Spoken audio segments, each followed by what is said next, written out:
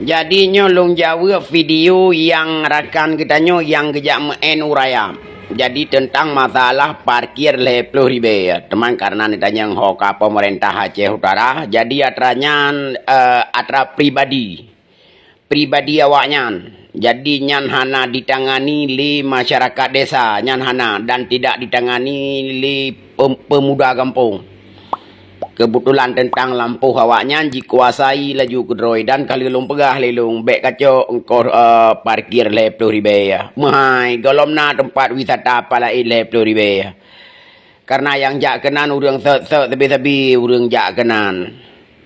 Awakkah lagi hantom kajak main daerah gop lung pegah lelung.